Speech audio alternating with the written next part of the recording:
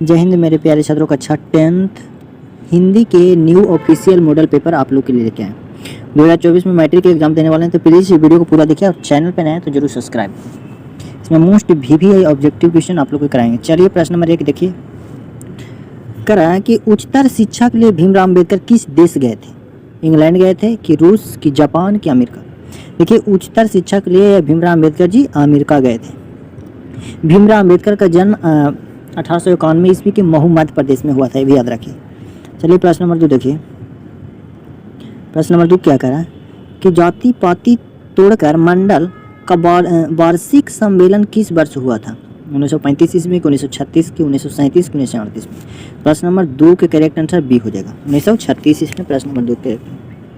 चलिए प्रश्न नंबर 3 देखिए, निम्नलिखित में से कौन सा पड़ोसियों के आवारागर्द छोकरों के साथ लट्टू नचा रहा था? चलिए, खोखा नचा रहा था कि रजनी की आरती की मदन? प्रश्न नंबर 3 के करेक्ट आंसर सी हो जाएगा, मदन आवारागर्द छोकरों के साथ लट्टू नचा रहा था। खोखा उस खेल में शामिल होने के लिए गया था। चलिए प्रश्न नंबर 4 बताइए, करा कि भारत से हमने क्या सीखे शीर्षक पाठ साहित्य की कौन सी विधा है? कविता है कि नाटक है कि रेखा चित्र है कि भाषण है? प्रश्न नंबर 4 के करेक्ट आंसर हो जाएगा डी, भाषण है। चलिए प्रश्न नंबर 5 देखिए, करा कि चंद्रलेख नामक उपन्यास किस लेखक की रचना है? हजारी प्रसाद द्विवेदी जी का कि अमरकांत जी का कि यतीन्द्र मिश्रा जी का कि भीमराव अम्बेडकर का? प्रश्न नंबर 5 के करेक्ट आंसर हो जाएगा चंद्रलेख नामक जो उपन्यास है जो हजारी प्रसाद द्विवेदी जी का है, मोस्ट VVI परीक्षा की दृष्टि से। चलिए प्रश्न नंबर 6 देखिए, करा कि लेखक गुणाकर मूल्य की शिक्षा की भाषा क्या थी? हिंदी थी कि मराठी कि पंजाबी कि गुजराती? प्रश्न नंबर 6 के करेक्ट आंसर बी हो जाएगा, मराठी थी। चलिए प्रश्न नंबर 7 देखिए, करा कि हमारे पड़ोसी देश नेपाल की नेपाली व नेवारी भाषाओं किस लिपि में लिखी जाती है? चित्रलिपि में, देवनागरी लिपि की, अरबी की सिलेबरी? प्रश्न नंबर 7 के करेक्ट आंसर बी हो जाएगा, देवनागरी लिपि में। चलिए प्रश्न नंबर 8 देखिए, करा कि निम्नलिखित में जैन गणितज्ञ कौन है? नंदीनाथ, कबीराचार्य, महावीराचार्य कि शंकरादेव? प्रश्न नंबर 8 के करेक्ट आंसर सी हो जाएगा, महावीराचार्य। प्रश्न नंबर 9 देखिए, करा कि बहादुर शीर्षक कहानी के लेखक कौन है? बहादुर शीर्षक कहानी के लेखक कौन है? तब बहादुर शीर्षक कहानी के लेखक अमरकांत जी हैं, मछली के लेखक विनोद कुमार शुक्ल। चलिए प्रश्न नंबर 18 देखिए, 10 देखिए, करा कि बहादुर शीर्षक कहानी में कौन अपने शरीर की मालिश बहादुर से कराता था? नवल, पवन, नरेंद्र, किशोर? प्रश्न नंबर 10 के करेक्ट आंसर डी हो जाएगा, किशोर। प्लीज़ वीडियो को पूरा देखिए और चैनल पे प्लीज़ सब्सक्राइब कर लीजिए। करा कि 11 रुपये साड़ी के खूट से निकाल कर यही चरपाई पे रखे पर वे मिल नहीं रहे, यह किसने कहा था? लेखक की पत्नी ने कि रिश्तेदार ने कि बहादुर की माँ ने कि इनमें से कोई नहीं? प्रश्न नंबर 11 का करेक्ट आंसर बी हो जाएगा, रिश्तेदार की पत्नी ने। प्रश्न नंबर 12 देखिए, करा कि लेखक रामविलास शर्मा का जन्म किस वर्ष हुआ था? 1911 ईस्वी, 1913, 1912, 1914? प्रश्न नंबर 12 के करेक्ट आंसर सी हो जाएगा, 1912 ईस्वी। प्रश्न नंबर 12 करेक्ट आंसर सी। चलिए प्रश्न नंबर 13 देखिए, करा कि जो साहित्य दूसरे की नकल करके लिखा जाए वह अधम कोटि का होता है और वह संस्कृति असमर्था का सूचक होता है। यह पंक्ति किस शीर्षक पाठ से ली गई है? भारत से हमने क्या सीखा कि श्रम विभाजन जाति प्रथा कि परंपरा का मूल्यांकन की मछली? प्रश्न नंबर 13 के करेक्ट आंसर हो जाएगा, परंपरा का मूल्यांकन। प्रश्न नंबर 14 देखिए, करा कि कितने वर्ष की उम्र में बिरजू महाराज को संगीत नामक अकादमी अवार्ड मिला था? 28 साल के थे कि 25 साल के कि 30 साल के कि 27 साल? प्रश्न नंबर 14 के करेक्ट आंसर 27 साल के थे तब बिरजू महाराज का अकादमी पुरस्कार मिला था। प्रश्न नंबर 15 देखिए, करा कि बिरजू महाराज कानपुर कितने साल रहे थे? 1-1.5 साल, 2-2.5 साल, 4-5 साल कि 7-8 साल? प्रश्न नंबर 15 करेक्ट आंसर बी हो जाए, 2-2.5 साल। प्रश्न नंबर 16 देखिए, करा कि आबिनियो शीर्षक पाठ में फ्रेंच शासकों ने कितनी गतिविधियों पर नकल करने के लिए किला बनाया था? व्यापारियों की, जनता की, पोप की, सैनिक? प्रश्न नंबर 16 के करेक्ट आंसर हो जाएगा सी, पोप। चलिए प्रश्न नंबर 17 देखिए, करा कि रोम नदी कहाँ है? दक्षिण अफ्रीका में कि उत्तरी फ्रांस में कि उत्तरी अफ्रीका में कि दक्षिणी फ्रांस में? प्रश्न नंबर 17 का करेक्ट आंसर बी हो जाएगा। प्रश्न नंबर 17 के करेक्ट आंसर डी हो जाएगा, ऑप्शन डी हो जाएगा। प्रश्न नंबर 17 के करेक्ट आंसर डी, दक्षिण अफ्रीका में। दक्षिण फ्रांस में। प्रश्न नंबर 18 देखिए, कह रहा है कि दीवार में एक खिड़की रहती थी, दीवार में एक खिड़की रहती थी नामक उपन्यास किस लेखक की रचना है? विनोद कुमार शुक्ल जी का, कि नलिन विलोचन शर्मा जी का, कि हजारी प्रसाद द्विवेदी की, मैक्स मूलन। प्रश्न number 18 correct answer Vinod Kumar Shukla. चलिए प्रश्न नंबर 19 देखिए, कह रहा है कि मछली शीर्षक कहानी में लेखक की माँ क्या कर रही थी?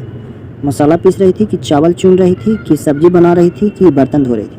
प्रश्न नंबर 19 के करेक्ट आंसर ए हो जाएगा, मसाला पीस रही थी। प्रश्न नंबर 20 देखिए, कह रहा है कि सरपट शब्द का अर्थ क्या होता है? सरपट शब्द का अर्थ होता है तेज, तेजी से।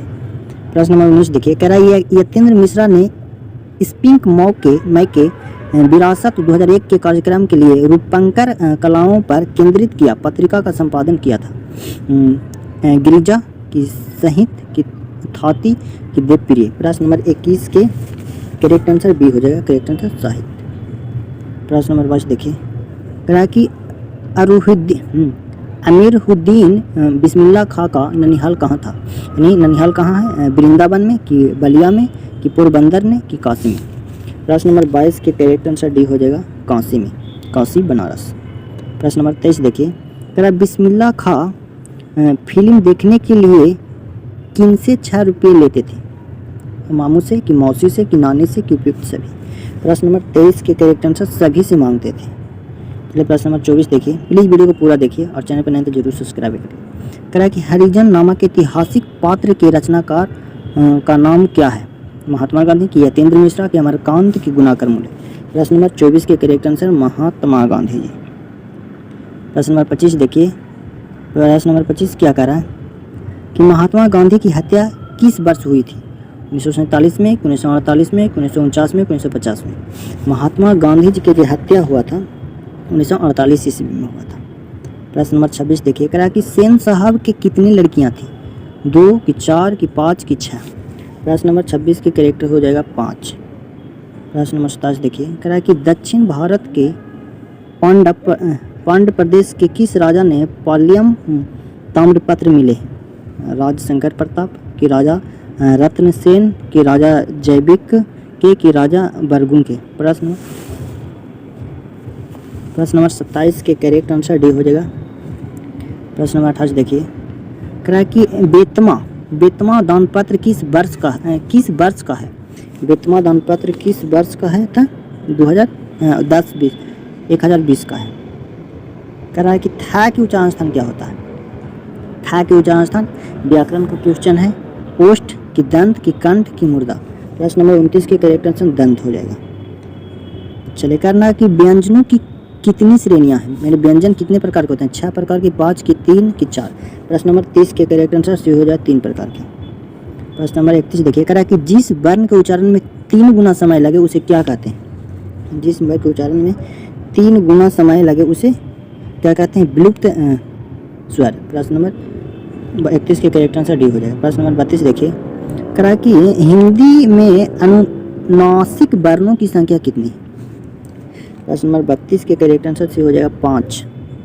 प्रश्न नंबर 33 देखिए, कह रहा है कि स्वसंधि के कितने भेद होते हैं? स्वसंधि के कितने भेद होते हैं? तो स्वसंधि के 5 भेद होते हैं। प्रश्न नंबर 34 देखिए, कह रहा है कि दुष्कर शब्द का संधि विच्छेद क्या होगा? दुष्कर संधि का संधि विच्छेद दुहा जोड़कर। प्रश्न नंबर 35 देखिए, प्रश्न नंबर 35 क्या कह रहा है कि यार अलावा कौन व्यंजन कहलाते हैं? यार अलावा कौन व्यंजन?